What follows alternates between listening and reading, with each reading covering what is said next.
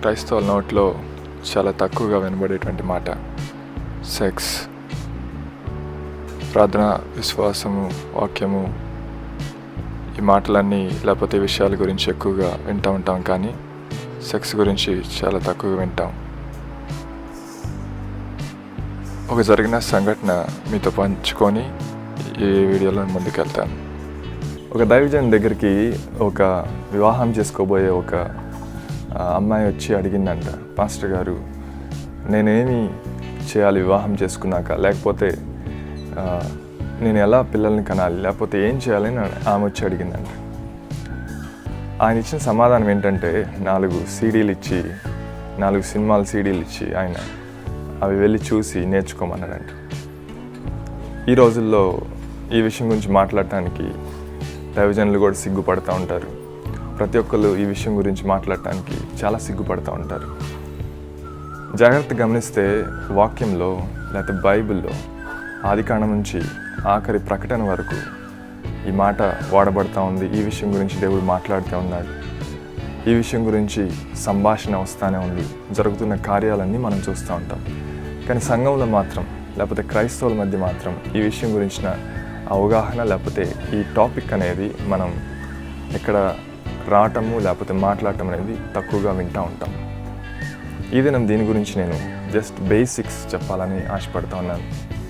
Sex అనేది ఒక తప్పుడు విషయము, దాని గురించి మాట్లాడకూడదు అనేటువంటి భావాలు మీరు కలిగి ఉంటే, అలాంటి ఉద్దేశాలు మీకుంటే మీరు తప్పుడు ఆలోచనలతో ఉన్నారని మీరు అర్థం చేసుకోవాలి. సెక్స్ అనేది చాలా మంచి విషయం, దేవుడు ఉద్దేశించినటువంటి విషయం, దేవుడు సెలబ్రేట్ చేసుకునేటువంటి విషయం, మానవుడికి ఇచ్చినటువంటి ఒక ప్రేమను పంచేటువంటి ఒక ఆయుధం లాంటిది అది.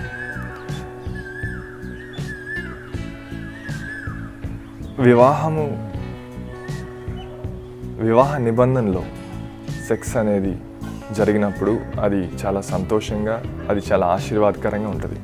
ఎప్పుడైతే అది వివాహ నిబంధన నుంచి బయటికి వెళ్తుందో అది చెడుగా లేకపోతే అది భయంకరమైన విషయంగా కనబడుతూ ఉంటుంది. లోకం అనేది సెక్స్ని వక్రీకరిస్తూ ఉంటుంది. వక్రీకరించడం అంటే దేవుడు ఏ విధంగా దాన్ని రూపించాడో, ఏ విధంగా దాన్ని సృష్టించి దాన్ని ఎలా చేయమని చెప్పాడో దాన్ని, ఆ ఉద్దేశాన్ని నెరవేర్చకుండా వేరే విధంగా నెరవేర్చేదాన్ని వక్రీకరించడం అంటారు. ఇట్ పర్వర్ట్స్ అన్నమాట. అందుకే బయటికి వెళ్ళినప్పుడు మనం రకరకాల విషయాలు చూస్తూ ఉంటాం, లేకపోతే అన్నిట్లో రకరకాల ఈ ఆలోచనలు కలిగినటువంటి విషయాలు మనం గమనిస్తూ ఉంటాం. కాబట్టి అది చెడు విషయము లేకపోతే అది భయంకరమైన విషయం అని మనం అనుకుంటూ ఉంటాం. అదేవిధంగా మనం రేప్స్ కానీ లేకపోతే ఈ మానభంగాలు, ఈ మర్డర్స్, లేకపోతే వీటి విషయమై జరిగేటువంటి సెక్స్ విషయమై జరిగేటువంటి దానికి రిలేటెడ్గా జరిగేటువంటి అన్నీ మనం చూస్తూ ఉంటాం. కాబట్టి ఇది భయంకరమైన విషయం, ఇది మనకు సంబంధించింది కాదు అని మనం అనుకుంటూ ఉంటాం. కానీ దేవుడు అది సరైన వాటిల్లో లేకపోతే సరైన విధంగా దాన్ని చేయాలని, లేకపోతే సరైన విధంగా ఆలోచించి దాని గురించి అవగాహన కలిగి ఉండాలని ఆయన ఆశపడుతూ ఉంటాడు. ఉదాహరణకు మీరు ఇప్పుడు పెద్దవాళ్ళు అయి ఉండొచ్చు, మీరు పిల్లలుగా ఉన్నప్పుడు మీకు దాని గురించి, సెక్స్ గురించి ఎవరు మీకు నేర్పించి ఉండకపోవచ్చు.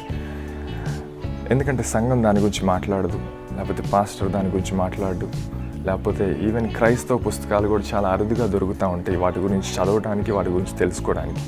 కాబట్టి ఒక చిన్న బిడ్డగా మీరున్నప్పుడు, మీరు మీ స్కూల్కి వెళ్ళినప్పుడు, లేకపోతే మీరు మీ కాలేజెస్కి వెళ్ళినప్పుడు అక్కడ ఈ విషయం గురించి వింటూ ఉంటారు. విన్నప్పుడు ఏమవుతూ ఉందంటే అసలైన లేకపోతే ఆథెంటిక్ పర్పస్ని, లేకపోతే ఎందుకు దేవుడు ఉద్దేశించాడు, లేకపోతే ఎందుకు దాన్ని తీసుకొచ్చాడు ఈ లోకంలోకి, లేకపోతే ఎందుకు మానవుడికి అది ఇచ్చాడనేది తెలియదు. కాబట్టి బయటికి వెళ్ళి వింటూ ఉన్నప్పుడు వేరే విధంగా వింటూ ఉంటారు. కాబట్టి దాని గురించిన చెడు ఆలోచనలతో మనం నిండిపోతూ ఉంటాం. కాబట్టి అందుకే చాలామంది అశ్లీల మూవీస్కి లేకపోతే ఆ చెడు సినిమాలకి బానిస అయిపోయి వాటికి ఆ బానిస అయిపోయిన జీవితంలో వారు బ్రతుకుతూ ఉంటారు. ఆలోచిద్దాం. మీరే కనుక ఇప్పుడు మీరు పెద్దవాళ్ళు అయ్యండి, మీకు పిల్లలు ఉంటే మీ పిల్లలకి మీరు సరైన విధంగా దాని గురించిన అవగాహన మీరు తీసుకొస్తే, మీ ఇంట్లో ఆ సంభాషణ తీసుకొచ్చి ఏది మంచి, ఏది చెడు, ఏది దేవుడు ఉద్దేశించాడు, ఏది దేవుడు ఉద్దేశించలేదు, లేకపోతే ఏది దేవుడు మంచిదానిగా చెప్తా ఉన్నాడు, ఏది దేవుడు చెడ్డదానిగా, లేకపోతే ఏది దేవుడు వద్దంటున్నాడు, ఏది దేవుడు ఆ సెక్స్ అనేది వివాహంలో ఏది ఆయన ఇద్దరు జతపడినప్పుడు ఎలా సెక్స్ అనేది ఆయన ఉద్దేశించాడని మీరు మాట్లాడినప్పుడు, మీ పిల్లలతో దాన్ని పంచుకుంటా ఉన్నప్పుడు, లేకపోతే చిన్నగా మీరు సంభాషణలోకి తీసుకొచ్చి దాని గురించి చెప్తా ఉన్నప్పుడు వాళ్ళు అవగాహన కలిగి, వాళ్ళు నిజమైన ఆలోచనలు కలిగి, లేకపోతే ఆ సత్యాన్ని వాళ్ళ హృదయంలో పెట్టుకొని వాళ్ళు బ్రతుకుతారు. ఎందుకంటే తల్లిదండ్రులు చిన్న బిడ్డలకి మొదటి గురువులు లాంటి వారు. మీరు కనుక సరైన విధంగా వారికి బోధించినప్పుడు, లేకపోతే వారికి నేర్పించినప్పుడు, మీరు సిగ్గుపడకుండా వారికి నేర్పిస్తూ ఉన్నప్పుడు వాళ్ళు సత్యాన్ని తెలుసుకొని దాన్ని నమ్ముతారు. కాబట్టి మీరు చెప్పింది వాళ్ళు ముందుగా నమ్మి దాన్ని ప్రేమిస్తారు. కాబట్టి వాళ్ళు రేపు వాళ్ళ స్కూల్స్కి వెళ్ళినప్పుడు, వాళ్ళ కాలేజ్కి వెళ్ళినప్పుడు, సమాజంలోకి వెళ్ళినప్పుడు ఒక స్త్రీని, లేకపోతే ఒక పురుషుడిని, లేకపోతే ఒక అబ్బాయిని, ఒక అమ్మాయిని వారు చెడుగా చూడరు. కానీ దేవుడు ఉద్దేశించిన ఆ విధానం ఏంటో వాళ్ళకి తెలుసు. కాబట్టి ఆ ప్రేమతో ఎదుటి వ్యక్తిని చూడగలుగుతారు, ఆ గౌరవంతో వాళ్ళు మెలగగలుగుతారు. కాబట్టి సమస్య ఎక్కడ ఉంది? తల్లిదండ్రులుగా మీరు వాటిని మీ బిడ్డలకి నేర్పించడం ప్రారంభించాలి. వాటి గురించిన అవగాహన మీరు తీసుకురావాలి. సంఘం కూడా దాని గురించిన అవగాహన తీసుకొస్తే మనం కలిసి అందరం నేర్చుకుంటా ఉన్నప్పుడు నిజమైన విషయాలు మనం అర్థం చేసుకొని మనం బ్రతకగలుగుతాం. కాబట్టి మన సమాజంలో కూడా చక్కగా ఏదైతే చెడుగా ఉందో దాన్ని మార్చడానికి నిజమైన ఉద్దేశాన్ని, నిజమైన ఆ పర్పస్ని, దేవుడు ఉద్దేశించిన ఆ పర్పస్ని, లేకపోతే ఆ ఉద్దేశాన్ని మనం తీసుకురావడానికి మనం ఇష్టపడతాం. కాబట్టి మనం చక్కగా బ్రతకొచ్చు. ఒకవేళ మీరే సిగ్గుపడతా దాని గురించి మాట్లాడటానికి ఇష్టపడిపోతే మీరు ఒక విషయాన్ని గమనించాలి. యేసయ్య సిలువలో మీ సిగ్గుని, మీ అవమానాన్ని ఆయన తీసుకొని మీకు సంతోషాన్ని, మీకు ఆ స్వాతంత్రాన్ని మీ జీవితంలోకి ఇచ్చాడు. అది మీరు తీసుకొని బ్రతికితే ఆ సిగ్గు, అవమానం అనేది పోయి నిజమైన ఉద్దేశాన్ని, సెక్స్ దేవుడు దేనికోసం ఉద్దేశించాడో వాటిని తెలుసుకొని మీరు మీ బిడ్డలతో, మీకు తెలిసిన వారితో పంచుకుంటా సంతోషకరమైన కుటుంబాలని మీరు తయారు చేసేటువంటి వ్యక్తులుగా మీరు ఉంటారు. కనీసం మీ బిడ్డల కన్నా సరైన పునాది వేసి ఒక మంచి భవిష్యత్తు వారికి ఇచ్చి, వారు అనేక మందిని విడిపించి, వారు అనేక మందిని వెలుగులోకి నడిపించేవారిగా చేయండి. దేవుడు మిమ్మల్ని దీవించును గాక. మరొక వీడియోతో నేను కలుసుకుంటాను. రాబోతున్న నెక్స్ట్ వీడియోలో నేను బైబిల్లో దేవుడు సెక్స్ గురించి ఏం మాట్లాడుతూ ఉన్నాడు, ఆయన ఉద్దేశాలు, ఆయన ఆలోచనలు ఏంటి, లేకపోతే ఆ దినాల్లో ఏ విధంగా వాటి గురించి మాట్లాడుకునేవాళ్ళు, ఏ విధంగా వాళ్ళ బిడ్డలకు నేర్పించేవాళ్ళు, ఏ విధంగా సమాజంగా దాన్ని తెలుసుకొని వాళ్ళు దాంట్లో నిజమైన ఉద్దేశాలను నడిచేవాళ్ళు అనేది నేను మాట్లాడతాను. అంతవరకు సెలవు.